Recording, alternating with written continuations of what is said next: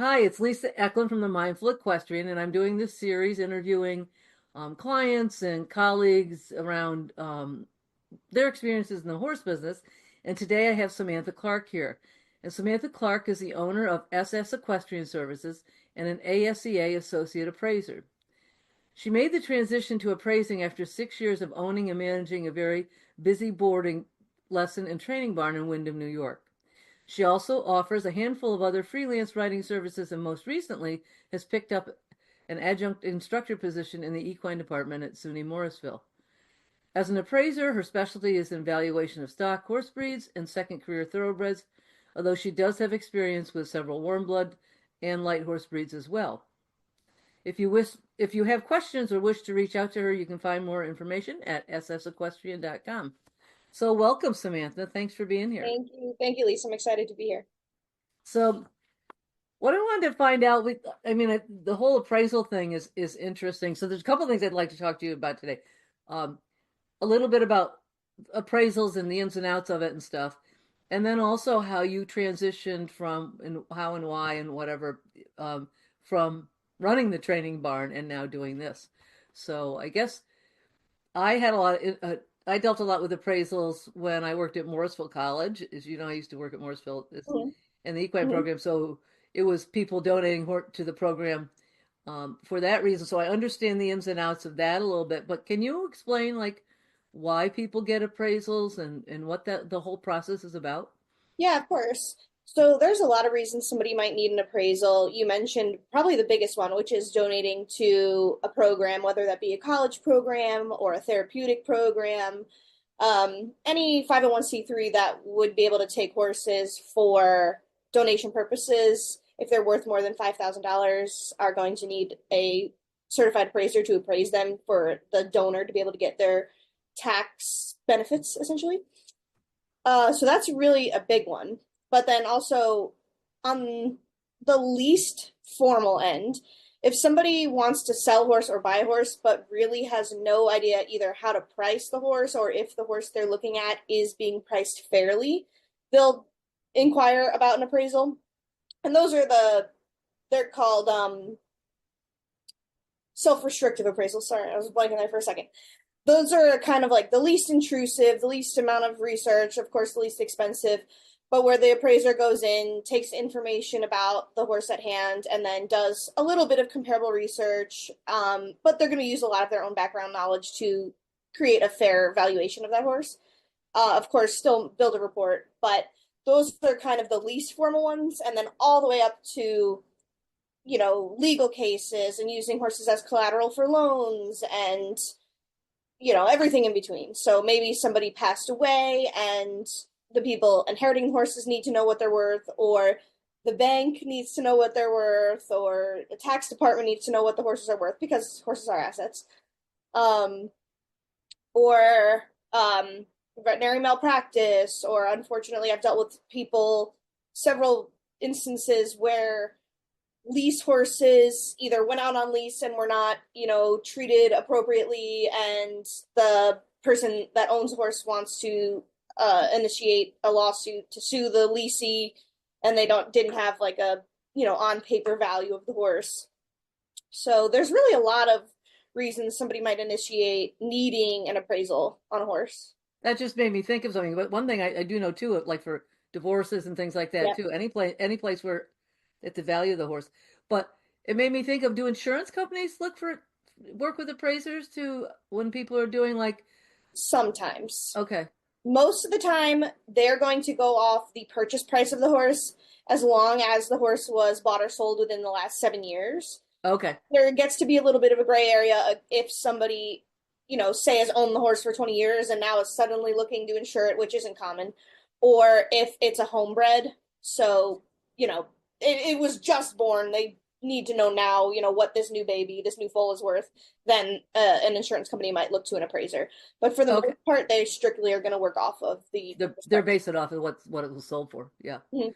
Um, so even if you say bought it, that's interesting. I was just thinking about bought it 2 years ago and then put a ton of show miles on it, it is worth a lot more They don't use appraisers for that. Okay. No, and they really should. And sometimes people will kind of fight for the better value because they know, and besides the fact that the market and the industry is constantly changing, you horses can gain and lose value rather quickly. So Oh, sometimes, over 7 years for sure. If you think about like what happened after COVID and all that, yeah, I mean, exactly. prices went up like crazy. Yeah, and most companies, insurers will allow you to kind of challenge them, and they will say, well, then okay, fine, you get an appraiser, we'll get an appraiser, and then we'll meet in the middle or whatever they decide on.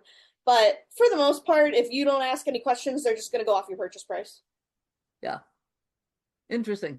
So, what is it that people should know, like about the appraisal process? Like, I know from my end, I would have to talk to people and say, talk to your accountant, make sure that this is something that's worth your doing, or know that how it can affect your taxes, or the legal ins and outs. What are things people need to know going into an appraisal? Well, if it's for donation purposes, yeah, of course, is that write-off essentially going to benefit you in your taxes and put you in the tax bracket you want to be in? If you have an extremely valuable six-figure horse, then probably yes. If you're donating a $10,000 horse, it might just be more worth it to sell the horse and take the cash. Um, as far as other situations, it's really just instance of need of what do you need to know. Some people that are hiring an appraiser are hiring an appraiser because they don't know absolutely anything about horses or the horse market. So in ways I'm educating them of why they need me and exactly what they need me for and what my report, who they're going to have to show it to. So there's really no two cases that are the same, which is actually something I really enjoy about appraising. Well, and I was just thinking about that because I only came from it from the from the college end, but also from donation end, where there Mm-hmm. are the tax implications and stuff. But many times it has nothing to do with any other legal things other than somebody's personal interest Mm-hmm. or things like that. So that makes a difference for sure. So how long have you been doing this, and how do you educate yourself? Because that's like, because I've thought about this morning. I'm like, I have a lot of experience in the horse business, but keeping up with prices and stuff on different types of horses and all that, that's a lot of work. How do you do that? I'm a chronic, I should say retired horse shopper. So now I'm just like a window browser is one part, part of what helps keep me extremely relevant in the market. I'm constantly looking at ads on many different forums and websites and pages and Facebook and anywhere you could possibly find um, sale horse ads. Like a crazy person in my free time, I'm reading auction write ups and who sold for what and aside from this is my job, it's also something I really enjoy. So I'm just, I like to keep myself current on those types of things, uh, particularly value, which is changing constantly. Uh, Education wise, as far as appraising, I had to take a couple of courses through the ASCA, the Association of Equine Appraisers, American Association of Equine Appraisers, or Society, sorry, not association. But that I did almost 3 years ago. I'm working towards what's called my senior status. So my goal is to become a certified senior equine appraiser. Right now, I'm what's called an associate appraiser. And to become a senior, you need to accumulate 700 hours of uh, hands-on appraisal work and then complete one more course through the ASCA. And it takes between 6 and 10 years to be able to qualify to become from an associate to a senior. So that's where I'm in limbo right now, working towards my senior status.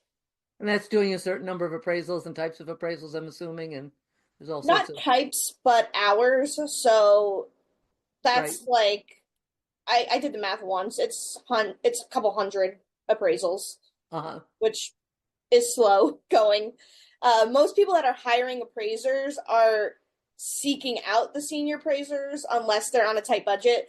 So I am in the stage still where I kind of am fighting for every job still, which is fine. I'm Yep. putting in my time and doing the work.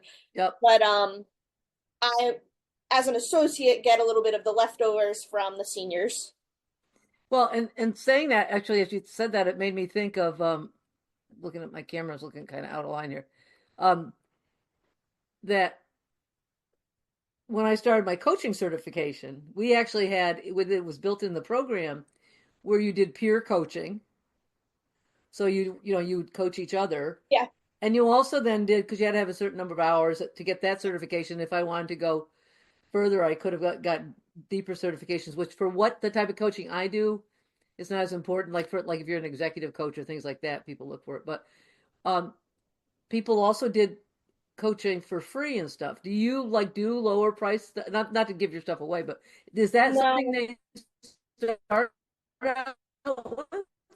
my prices are inherently lower than a senior appraiser because I'm not a senior. Right, So right, that I'm not willing to go lower than that because, of course, my experience is right. worth something, my education is worth something, but I don't lower them further just to accumulate the hours. Yeah, it's That's, different in the coaching too, but I mean, you have to have a certain number of hours in the same way. And mhm. was just wondering, was an interesting thing. Like it worked well to get it done Yeah. faster, so you could then start. But anyway, Yeah, I have thought about that. I'm like, should I just, call all of my friends and say, like, I'll appraise the horses you own for free, but I don't want to devalue what I do to reach that goal. And right, I think like I don't want to water it down, just right. to Well, get to it. everybody has a And different. It's in each like it's a different industry too, and a different yeah, right. So like yes, while absolutely. yeah, in the peer coaching, you would coach back and forth, so people would get you each benefited, Hmm. right? Yeah, So anyway, it's just an interesting thought. Um, those things pop into my head when you're in different careers, at how different yeah, careers handle it. So now talking about this, you said you started 3 years ago. Tell me about your life in the barn, owning the barn and all that, and why you transitioned, how that happened, how you chose to be an sure. appraiser and all that. Sure. So I graduated college from Casanova College in 2016 with a degree in business management, specializing in equine business management. And I basically got lucky right when I graduated college in my hometown. A beautiful facility was having a little bit of turmoil, I should say. And the person that was renting it was having legal problems and was leaving the state and blah, blah, blah. So a friend of a friend contacted me and said, hey, this barn is going to be coming available. I don't know if horses are going to be left there or what the deal is, but if there are, could you, take care of these horses? And I was like, yeah, of course. I'm not going to, contribute to a big problem of horses being abandoned.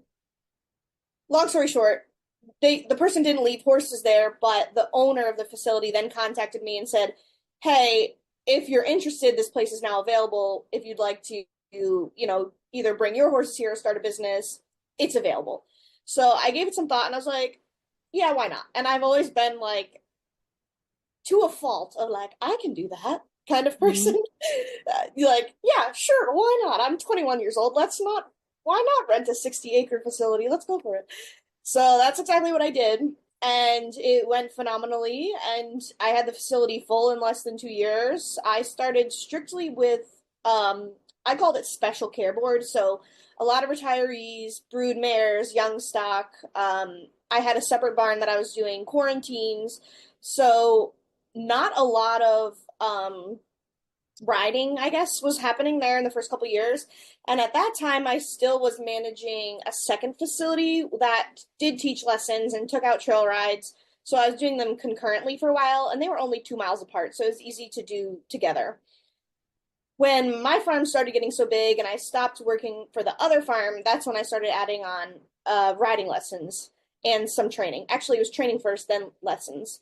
My whole youth growing up was essentially an education in saddle breaking.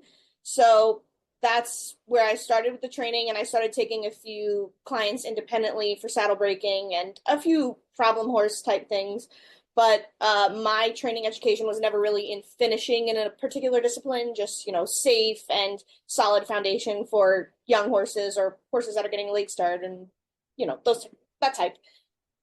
And then I was doing that for a little while, so I started taking on um, working students and people that wanted to take lessons. And then what really boomed was in 2020, I started doing a show series a schooling show series, and that was like amazing. People came from all over to my little farm, and we'd have 50 riders at a schooling show for the day on a Saturday. And I tried to do one a month from like June to October, but the weather obviously played a part in that because I didn't have an indoor. But so after I did that, now we're going into 2021. My landlord approached me and said that he was intending to turn a big part of the farm, basically reclaim a big part of the farm. He planned to turn it into a solar farm. Long story short, that didn't happen either. But at that time, I was saying, well, is this still right? Is this still right for me? I can't even run this business if he's going to take 40 of the 60 acres. I can't run it here. So do I find another huge facility, which there's not that many of, and I didn't want to relocate really far from Particularly, where I yeah, was. in your area, right? Yeah.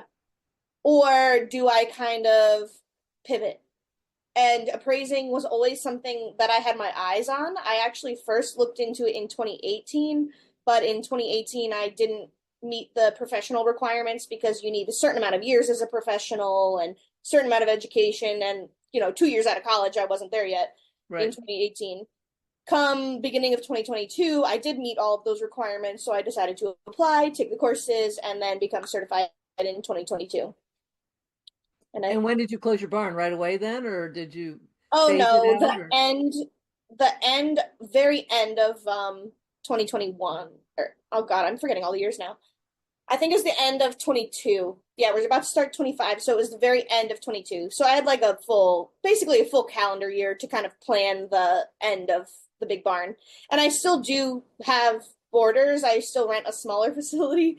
So I have 8 horses there. A couple are mine, and then the rest are boarders. But I ended all the lessons, all the training, and really dove into the appraising, and then essentially use the boarders to kind of pay for my horses. so how are you liking that now that you've gotten out of the other? What are the pros and cons of the two sides of it that you see? There's great and less great of both. I'm somebody that loves, we're all in this for the horses. So I miss being in the barn 6, 7, 8 hours a day, with dozens of horses a week, a year, you name it. I miss that. Without sounding too crotchety, I don't miss some of the drama that comes along with Yep. owning a barn. I was lucky and blessed to have some fantastic boarders. Unlucky to have a couple that really were not as fun. Um, and as far as the lesson goes, that's probably what I miss the least. I live in a vacation area, which is great in terms of making money, but I didn't love that I had so many kids that parents were just kind of like, here, do this because we're here and I want you to do something for an hour. And they I, weren't committed to it. yeah, I really valued my students that had goals and, aspirations, and not necessarily wanted to be an equine professional, but really wanted to better their riding. So while I liked, in terms of making money, all of those customers that would come on the weekends, it was a little like mentally exhausting, I think, for me, especially like little kids that did not want to be there or were scared of horses. And I basically had a full hour of being like, okay, you don't have to get on, you could just pet them. And uh, people in my life, like my husband and my parents, were right in the fact, like, well, they're still paying. And I know I was happy to do that for them. But at the end of the day, I was like, oh, this is not like my passion. So Right. that was exhausting for me. Yeah. And I No, totally don't get it. get I that. remember even just doing summer camps and stuff was not something for me, No, you know. it was, and I love kids, like all kids, I love, but I didn't want to babysit. I guess Right. is a good way to put it. And babysit in a dangerous place. Add to, that's what it was for the kids that didn't want to be there. Well, and Uh, exactly. And then if something happens, no matter how much insurance and stuff you have, mhm, it's not a fun thing. yeah, So it sounds like then you didn't really get out of it like many people do because you were struggling financially or struggling keeping up with the work and stuff. It was more just circumstances around the yeah. guy wanting to change yeah. Mhm. I'm actually hoping to buy a farm in 2025, knock on some wood. And I'm not going to pick up all the lessons and stuff again, but I'd like to have a bigger boarding scale back closer to what I started with when I had the special care horses. That would be ideal if I could do that and the appraising and maybe dabble still a little bit in the adjunct instructing, but that would be like perfect for me. Yeah, nice balance. Well, and when you said that about the special care, and for people thinking about what, I want a boarding bar or I want a barn, like there's different things you can do. And I was just thinking like Wyndham is a good area for that because you're Mhm. not far out of like New York City and higher end places where you can charge a little less, Yeah. you know, I because That's because a of the great thing about the Wyndham area is there's so many second home people. So I had a lot of clients, and the place we're looking to buy is still local to here, so it would still work. But I had a second home people who maybe their kids rode on Long Island or downstate or northern Jersey. Their kids are older, they're getting out of it, or their horse just needs to retire, and they send them upstate for what is a very good board price for here, but is half of what they paid there. exactly. Yeah, like Yeah. half or less, even less than Yep. half. Yeah, yeah. Hmm. Particularly if they So, were in a big show barn or something where they're oh paying a yeah. couple thousand a month or whatever. Yeah, Hmm. yeah. Yeah, absolutely. And I would think even too with like rehabbing racehorses or whatever, it's a great Yeah, place and it's layups not and far out of away from some of those and it's not far, that hard to get there. yeah, it's a really good location because we're just south of Saratoga, close to Hits, not far out of the city. It really is Yeah, a good place. We love it here. And yeah. I happen to grow up here. I went to Wyndham WAJ K through 12. My husband's from Kingston, so not far away, but we just love it here. Well, and I grew up in the Catskills, a little further east, but yeah, I Yeah. totally get the area. So, now is this new place someplace you will live at as well? Yes. Yeah. So that'll make it easier. So how do you see it balancing out between the appraisal stuff and like how many stalls will you be having and what are you looking at this being like? It would be the appraising will probably be the way it is until I'm a senior. So I'll have an appraisal every few weeks, once a month, whatever happens until I'm a senior. Then I expect it to really pick up. As a senior, my goal would be one appraisal a week, which still I could manage. The facility I'm looking at, I could have up to around 20 horses. I could do one appraisal a week easily with that Right, load. right. I Yeah, probably and at also that you won't time. have the border, you won't have the in and outs of borders. Like 'cause most of these horses, it sounds like they will be ones that Oh yeah. the people are distant. So that makes the running of it much easier too, right? Yeah. And really the added stress of like maintaining lesson horses and scheduling lessons, that's what took the bulk of my time, even when I had 45 horses at the other place. Not necessarily the care of the horses, and I'm a very structured, schedule, systemic type of person. So I had it like this time I do this and this time I do this. But the really lengthy, time consuming things were the lessons and the camps and you Well, know, and then the lesson horses to keep them sound and exactly. happy Yeah. is costly. Where again, if you're main number one, they're paying for it, but um, you don't have that. Maybe you have a horse in that's a rehab type thing, but you don't have that. Is it sound today? What do I Yeah. do? Yeah. So there's a Yeah. lot of stresses I would think This with horse is having a bad day. Which one can I switch him for? And this right. kid doesn't like this horse, and this parent doesn't like this horse. And And this border's complaining to that border or whatever. So you won't have. Yeah, it mhm, sounds like a nice balance. yeah, knock on some wood for me, but that's the goal. Well, and listening to it, and I've done, I do business coaching and did it for a women's business center, and I do it now for equestrians. Is it sounds like, and whether this happened with a plan or is happening like less with a plan, I don't know. You'll have to tell me that. But it sounds I like this thing that you stepped back totally and got away from the barn, and you're probably able to like save a little money, like try to kind of think of how am I going to do this, and then now putting it together with getting a barn again. Was Yeah, there? it was always the goal, and it actually has taken a little longer than we initially thought. we purchased a house when we left the old farm, and then I rent a separate farm like 10 minutes away where my horses are now, which is obviously smaller, and it's not really a facility. It's basically somebody's backyard with a nice barn. Um, and pretty much right when we left the old place, we wanted to build a house and build a barn, and we realized quickly that that's expensive and takes forever. So we're like, okay, let's just buy this house and then see what we can do. And we've been working towards getting back to a farm since then. Uh, but it's planned. It was planned, but the plans have adjusted as time has gone on. You know, of what's best for us. Well, and that's what I coach people. I'm like, you have to have a plan and it will be adjusted.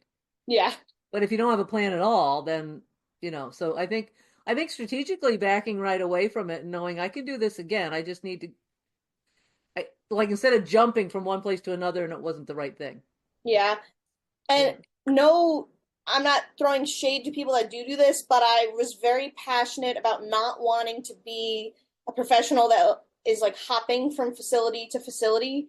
Right. So even when I went from my big farm to where I am now, I had a two, three boarders that I invited to come with me, and then as far as everybody else knows, I'm closed to the public. Right. You know, Right. I am not seeking out large business for the boarding part right now. You know, I just want to do that until I can offer what I want to offer somewhere else. Well, it also gives you time backing away to go, what were the parts that I liked? Because I think Yeah. when you're in it, you're like, I don't like this or I do like it, but you're not really sure until you back away from it. Hmm. And what Oh were the yeah. parts that At this made point, money? What were the parts that I yeah. liked? Yeah. At this point, 2 years out, or yeah, 2 years, a little more, I know exactly what I never want to do again and what I really miss. Yeah, where if you jumped right into another place, you just would have carried everything over and not Yeah. reevaluated. So, and on top of it, then you spent the time building this other skill, which gives Yeah. you keep a nice balance. And again, I think again in coaching businesses, myself included, is you have to have more than one Yeah. Wear a thing lot of income hats. stream, Yeah. and And not it just helps too that I really enjoy the appraising, and not to toot my own horn, but I think I'm good at it. But it's fun for me, and I'm an inherently nosy person, so getting to research sale prices and specific sales all day long, I love that. well. And actually, when you were talking about it earlier, and I didn't bring it up, um, it must be so much easier nowadays with the internet. Think about it. Years So much ago, easier. you really did have to do it off of your experience and probably talking to people and stuff. Yeah, a lot of phone calls. Now it's a lot of emails, and since so many auctions are digitized now, there's such a great resource for appraisers in terms of sale prices Right. because, you know, probably 50 years ago, you would have to call an auction house and say, "Did you keep the records for XYZ And horse?" And can you're you send me hoping it, the results and things yep. like that? And Um, now so much of it is public, which is amazing. right. And now speaking of that, you don't have to do the appraisals in person either, correct? No, you don't have to. Some of them I prefer to. If anybody is contacting me for like tax or legal purposes, if I can see the horse in person, I want to see the horse in Right. person. But sometimes the horse is dead and you can't see the horse in person. So Right. it Right. really it's so situational. I personally prefer to see them in person. If the person's in a rush, which I've done before, I'll do Zoom, or somebody can send time-stamped photos or time-stamped videos. That's fine too. Zoom, like And if I they have like a show record or something like that too. oh yeah, I look all of that up separately. Right. But as far as inspection goes, I like to see the horse in person if I can. If the person is in like a super rush, I will do it without because, you know, technology allows us to. I like to see them in person, but yeah, I don't have to. Now, do you work with veterinarians at all to say like I've this never horse been is hired by a veterinarian. I had one case where my client was attempting to sue in veterinary malpractice for a veterinary malpractice case. Um, I didn't do anything beyond the report, so I don't know all of the details. No, I But was just thinking if maybe if you worked with a vet, say if you were doing a remote one, that you would say, well, I would like a vet certification that this horse is sound. Yes, or something though like that? that's most of the time that's required either way, whether I see the horse in person or not. Okay. Being an appraiser is it's just interesting the ins and outs because I'm obviously a knowledgeable horsewoman. You have to be to become an appraiser to even apply. However, if I go see a horse in person and I see a lame horse and the person told me it's sound, I obviously, using my ethics, have to say, well, this horse does not sound like they told me, but I can't say in my report, this horse is lame because, Because that's not your or, job. yeah. Yeah. So, what I've had to do, I just had a case like this, I think it was in August. I got there. Supposedly, this, I want to say he was 12-year-old OTTB, was sound, great, ready to go off to a college program. And I got there and he was absolutely not sound. And I was like, well, I can either write this report because they had then said like, oh yeah, this horse is not sound. It has to be their record of it. Like, oh yeah, today he's not. I'm like, okay, so either I'm writing a report on this horse right now, the horse I'm seeing, the horse that you're seeing, which obviously is going to value less being unsound, and of course I know they had just told me he had just had his shoes pulled. Probably he just was sensitive on his soles, but I can't say that, as an appraiser. So then what we then had to do is she had to have a vet come out and they had to do a soundness report and say, this horse has bruising on XYZ soles, prognosis excellent. And then I could write the report that they initially wanted me to write. But I couldn't say in my report, oh, this horse was not sound. However, he had his shoes taken, so he will be fine. Even though I know that in my head, I just can't Right. say that as an Right. appraiser. Or they're telling you it was sound yesterday. Okay, well, let's try this again in a month or something Yeah. like that. If you think Mm-hmm. the horse has an abscess or a whatever, Mm-hmm. yeah, yeah. Because there's lots of times where they're trying to send them to you and they know darn well Yeah. they're not sound or trying to get them donated or whatever. So, Yep. or for whatever reason. So, so, if you were to give somebody some tips on what not to do and what you should do in both businesses, particularly I think in the boarding side of it, because that's probably what more people are going to hear about, or just general business stuff. What are some of your tips that you So would for boarding, I would say, in a sense, be flexible, but don't. Everybody wants to be their own boss, but you really never are your own boss. Your customers are your boss. So if you don't have happy customers, then you don't have a business. So you need to be willing to take some influence, suggestions from your customers to make them happy. But as somebody in the horse world, you can't do it to the extent that damages the horse. And you have to get to the point where you're comfortable turning customers away that want something for a particular reason, but it isn't the best interest of their horse. I really struggled with that with a few different customers. Um, my favorite crazy story, just because it's nuts, is this horse, when it came to me, was on a beet pulp, and the owner wanted the beet pulp fed dry. And I was like, I'm not doing that. And she wanted it fed have dry they been because feeding it dry supposedly, who knows what was and the happening with horse is still people. alive? Okay. Yeah. But they said that the horse's face and stall got too messy when it was eating wet meals. And I was like, okay, well, I'm not killing your horse because you don't want to brush its face. Not happening. And that was my first, like, moment. And I was probably 2 years into being a boarder where I was like, you know what? Sometimes you just gotta let these people go. Like, Yep. and it wasn't a big thing. She just, a couple months later, I continued to feed that horse a wet meal because, like I said, I wasn't gonna kill it. And she found somewhere else, gave appropriate notice, and off she went. But I knew she was unhappy that I was not wavering in that decision. But I was like, you know what? Too bad. Sometimes it needs to be too bad. Well, and you brought it up around horses, and you have to.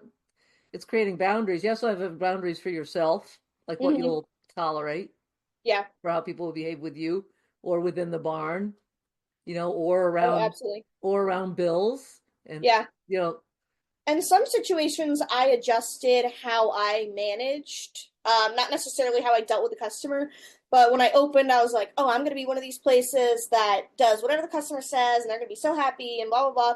And it was actually one of my first customers had extremely, I guess you could say, spoiled horses. And she had trunks and trunks and trunks of sheets and medium weights and heavy weights. And if there was a drop of mud on any coat, she wanted it changed. And I was like killing myself changing these horses' blankets all the time. And I decided to change in my board contract necessary blanket changes included because I was like, I'm not changing this horse's blanket Right. 3 times And a day. anything above that is charged at this rate or Yeah, whatever. Yeah. you Yeah. know, so there was learning curves, you know. Yeah. And, And I and think that's one of the biggest things, that I know when I work with coaching people and stuff is creating boundaries mhm, in whatever area and really good contracts and really good, like you said, you put it, really good, not just contract, but rules and yeah, things, guidelines, whatever it may be for lessons and how you're paying for it, for boarding, for how you behave in the barn, for whatever yeah. you want it to be. The more detailed you can get on those things without being ridiculous, the Mhm. better it is up front. Yeah. And certainly there's some things as a young professional right out of school, and I'd been in horses my whole life, but there still were things that I was learning as a business owner and a sole farm manager with nobody else to, bounce ideas off of. I was learning all 6 years. There were new situations all the time. Well, and you can be a great horse person, but it has nothing to do with being in business. No. And and I think that's where the problem gets in trouble too, is people love their horses and care about the horses, but aren't very good at the business side of it, and Mhm. and don't want, I say you have to learn to love that. Yeah. And I You know, do. I always tell the story like I was born an entrepreneur and I used to braid string and sell it to my parents, which is so funny when I was like 4. So like I had that in me from day one. But it was a balancing act trying to find, the business and the equestrian side, creating harmony. yep. And yeah, you do have to, and like if people go, well, I never really liked that side of it. It's like, well, if you're running a business, you better, like, and Yeah. I love the entrepreneurial side. Like, I'm fascinated and always trying to educate myself, not just on the business side of it, but all the technology you can use Yeah. nowadays. And like, I use AI for a lot of stuff, and people are like, I don't even know how to use that stuff for. It's like you really have to embrace a lot of those things hmm if you I've want to just been grow. saying recently, I wish when I was younger, I embraced and learned more about like just technology and social media and the potential that those have for your business. And I definitely just, did my own thing. I made my little Facebook post for my farm, but just in the last couple of years, I realized I could have been making money on that too. Why didn't I? Right. So, Doesn't mean you can't do it now, though. yeah, still have to learn Right. about it. But Or yeah, learn about it. Well, now's the time. You got a little more time, probably. Though you have children, I know too, but yeah. you think you have more time and you don't. But yeah, don't be afraid to get out there and try it, because and deciding which is the best for you too, because you can say, oh, I want to be on whatever, like say TikTok, and it may not be the right place for you to be. Mhm. You could get this fabulous following, but it has nothing. They're not going to buy any services, though Yeah, people make money on the in the yeah. platform itself by having I've numbers. tossed around the idea to like try to create a platform a couple of times, but I'm kind of inherently like private. Not that I'm hiding anything, but I'm like, I don't want to tell these people like my whole life and Well, you know. again, everybody has to decide, and whether I would say this is a little coaching thing for you and for whoever's listening, particularly for your, um, well, for both businesses. When you start if it's going to be for, rehab, retirement things, you could do some on farm things, Mhm. videos where people are like, wow, this is cool, the day in the life. But Yeah, also for your other business, if you get your name out there, just talking about what you do and why people do it, and people getting to know, like, and love, so to speak, yeah, they're more likely to recommend you or hire you themselves and stuff. So yeah. it is good to get in front of people. Yeah. And So, if any senior appraisers are looking for listening to this, I've been searching for a senior appraiser mentor now for 2 years. So if anybody wants an apprentice or somebody to help them and learn from them, that's somebody else, now, do another you thing I'm trying need, to do. are you looking for someone who specifically like the areas that you do? No, not necessarily. It could be an appraiser with a specialization in other areas. I'm fine with that. Just more like the actual appraising market and position and marketing and what they've done to become a successful senior appraiser is what I'm want to study essentially. And that's not a requirement of getting your, it's just No. something you want to do. Yes. I mean, I do know someone who appraises, but they've been appraising, for years and years and years, but kind of do it because they're deep in their industry. Yeah. So they have that knowledge from that. I've talked to many of them. None yet have been willing to take on a young appraiser. Yeah, some of them are just so busy too because Yeah. they're maybe doing it as like you're going to be doing. They're doing it as well as something else. And it's competitive. There's not a lot of appraisers. So I think, some competitive nature comes into play too because people want to keep their jobs. I think Right. that's It's part of kind it. of too bad that people don't want to give back too, right? Yeah. Yeah. I'll So find someone someday. hopefully someone's out there. I'll keep it in mind if the person I know I think probably is overloaded as it is. Um Well, maybe I could help them. yeah, there you go. Um so any other last like most important takeaway you would say about just being in business or in general or Just be willing to learn all the time. You're never done learning. No matter but what you do, there's going to be someone or something that's going to teach you more. Every horse is going to teach you something. Every customer is going to teach you something. Um, expect the good in people, but be prepared for the worst. And manage your money, I guess is what I yeah. would say. Oh, I think the managed money is a really important part before it gets out of control, which can happen Yeah. quickly in the horse business. And I do well, and but I think the most important thing is always be learning because one of the things, and not afraid of saying I made a mistake there and I need to go Mhm. forward. I think that's one of the biggest things. Is people always want to do everything perfectly, and it's like, well, Yeah, I'm a victim of that too. I'm a perfectionist to a fault. yeah. And I'm finally learning now to like good is good enough is good.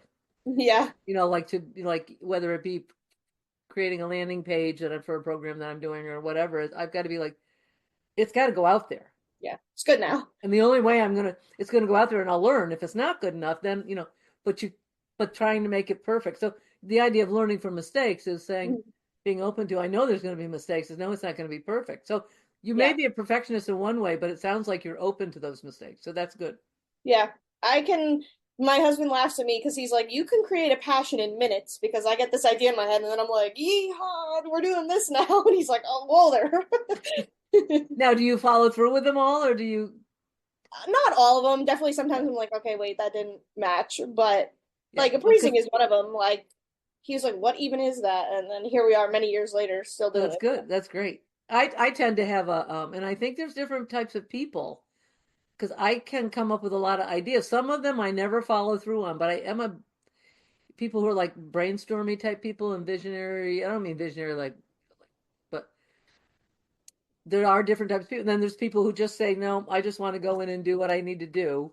And Yeah. yeah, it sounds like you're, I'm sitting on a lot of long-term goals and actually instructing for Morrisville is something that I didn't think that I would get to until way, way down the road because I don't have my master's and I'd like to one day, but I saw they were looking for adjunct and it said master's preferred and I was like, oh, what the heck? I'm sending my resume. And they were like, you're hired. And I was all like, they can oh, do is say no, right? yeah. So, I maybe starting that sooner put off something else I would have done Well, first, but I don't care what order it all happens. and you can do it and then go, you know what? I thought that was something I wanted to do and it isn't. Or, oh, I love this to death.